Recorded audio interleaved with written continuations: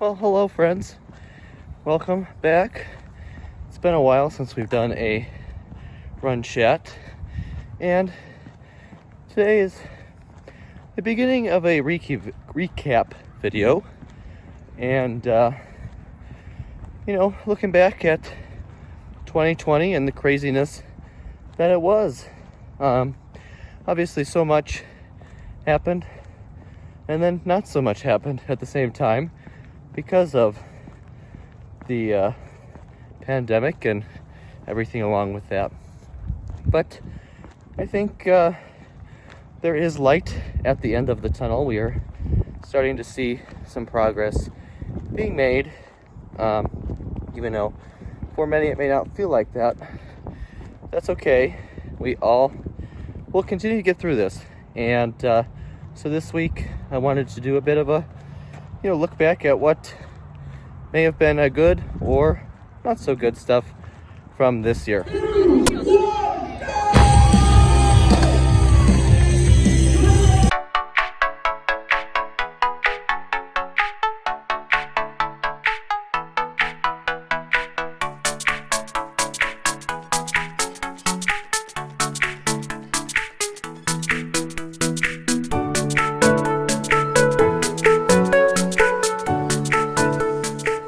We are doing a look back at 2020, and as obviously as trying of a year as it was, there are a lot of highlights, and I did start doing this vlog stream video thing, which is new to me still, but that's okay. And we 2020 had its ups and downs and all that sort of fun stuff. But as we look back, there's a lot of highlights too, and a lot of good things that did come out of this year.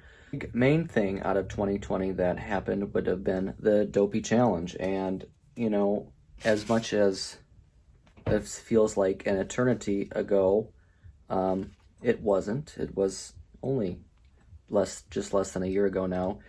And it is of course sad we won't get to have that in 2021, but hopefully we will get back to that in 2022. I will certainly be signed up if we all get back to that. 2020 was also the 15th anniversary of the Goofy Challenge. At first I was not the most thrilled with this medal, but it's grown on me over time, especially given that the year that we've had and all that. Very quickly after Marathon Weekend, I went and took part in Rock and Roll New Orleans Weekend, which I did the 5K and then the half marathon, which then also got me the fun Remix Challenge medal here, and all that. So at the end, I'm going to do a little medal tag thing that some other YouTubers have done that I thought would be fun to end 2020 with. Then moving on, we had the Lime or Die virtual 10K, which was a fun community type. Like if you're in Twitter or follow a lot of Disney stuff, there's a lot of Disney people that took part in the Lime or Die 5 or 10K, and that was themed after the Lime Garage at Disney Springs. And then I had probably my longest event of the year, which would have been the California Coast 500. I only got to about 418 miles during this challenge, but it was a lot of fun. It was something different given when we were all stuck at home in the months of the summer months when there really wasn't much else to do but exercise.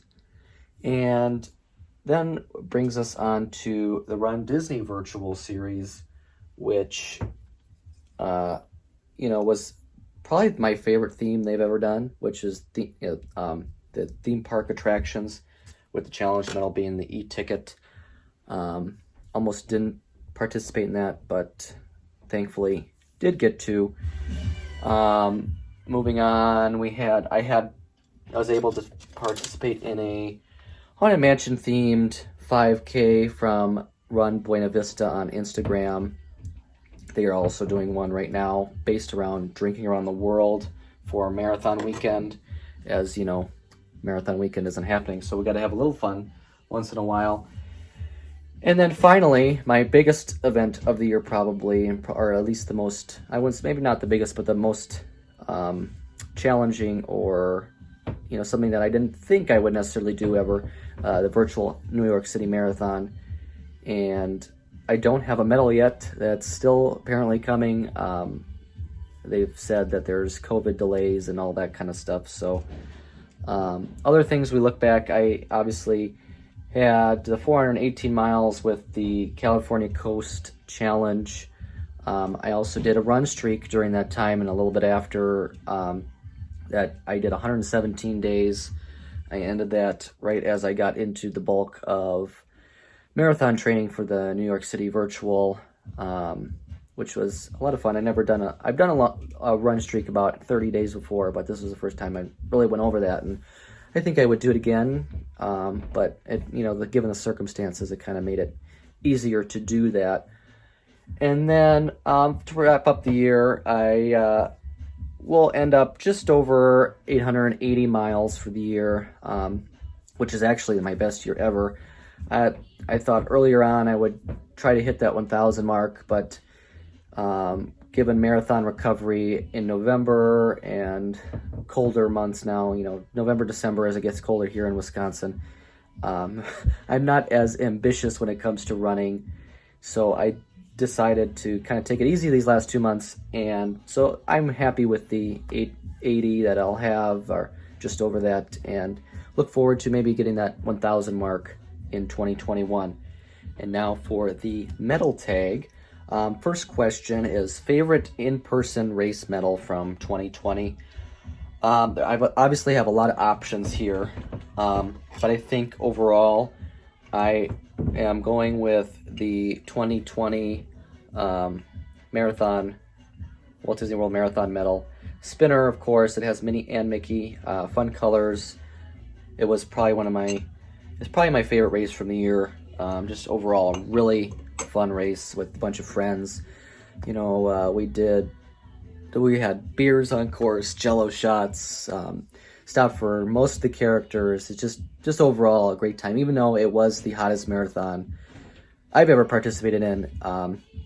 We still, made the best of it despite that.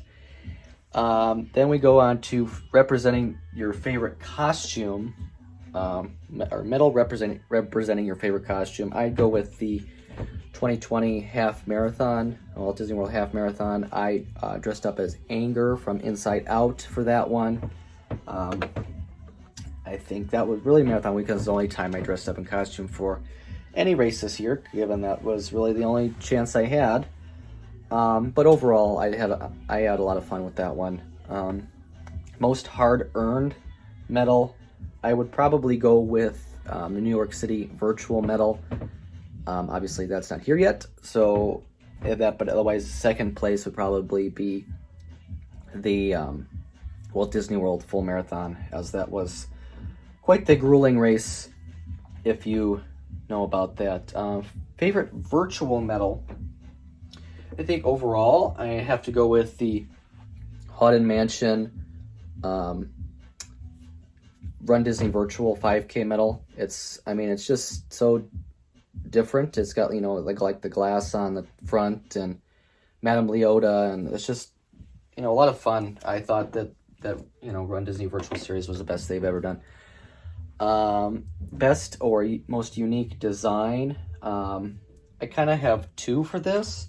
I thought the California Coast Virtual was really cool because it's wood. It's not, a metal. So they said it was like handmade or hand carved or something like that. And then it's got like like a different type of, kind of like, I don't know, woodsy, or it's just got like a woodsy themed, or, more coastal themed type metal there. Also, I would say the New Orleans medals are fun because they obviously represent the area, but then your lanyard is Mardi Gras beads, given that it's New Orleans. And favorite virtual theme? Overall, I just think the Run Disney virtual series, just overall, you have this one's Space Mountain here. And they're all huge, and just, I think that was, I mean, I was really happy to have participated in that series. Favorite medal based on experience? I think that goes back to the Walt Disney World full marathon. Just I don't know. I mean, I've run 4 Walt Disney World marathons now, and they all stand out for different reasons. But I think the 2020 full was probably the most fun I've had during a race, even though it was so hot and so, so tough for so many. Even including myself, those later miles, I really had to slow down and, watch what was going on, but it was still a blast despite that.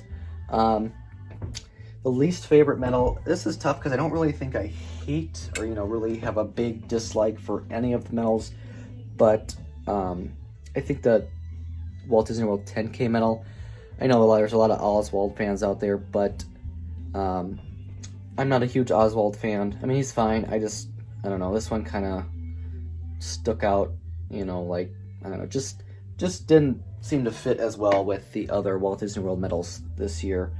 Largest medal, I think there's kind of like a tie. I think the marathon and Dopey medals are pretty much the same size, but also the Space Mountain medal, they're all kind of very similar in size. So these are probably the largest: Space Mountain, the full, and then Dopey. So yeah, I think that is really it in terms of medals this year and what is going on now. Obviously looking forward to 2021. We don't really know yet a whole lot of what's going to go on in 2021. Now, looking forward to 2021, obviously still a lot of uncertainties on what's going to happen. And right now I'm signed up for the virtual Walt Disney World half and virtual Castaway Key 5K. So I'm going to do those at Walt Disney World in roughly 10 days or so now when I am there. And so that should be a lot of fun to kind of, have a on-property race after so many are canceled. Then after that, I have virtual Star Wars. I was signed up, obviously, in person, but I kept them virtually because this is the last Rival Run Challenge weekend, so I decided, since I never got to do it, I might as well try to earn those once and that stuff. And then in July, I am a ambassador for the Madison Mini, or Madison Half Marathon, and so that's still, as of right now, in person, taking place in July in Madison, Wisconsin, so that should be a lot of fun. Hopefully we get back to in-person racing for the most part in the fall, and we'll see what happens with the New York City Marathon. I have guaranteed entry either for 2021, 2022, or 2023. We don't really know yet, how we get to just, who gets to decide what year or whatever, we get to do. Obviously, 2021 would be my first choice, given that it's the 50th anniversary, especially if it can take place. Obviously, we don't know what Run Disney's race calendar is going to look like yet. They have not announced anything past the virtual Star Wars. Hoping Wine and Dine can happen, definitely Marathon weekend. So there's a lot, to look forward to, but also, still a lot of uncertainty, we don't really know a whole lot yet, but gotta remain hopeful and, just keep working at your goals, and we will get through this, and we'll see you at the next race, hopefully in person.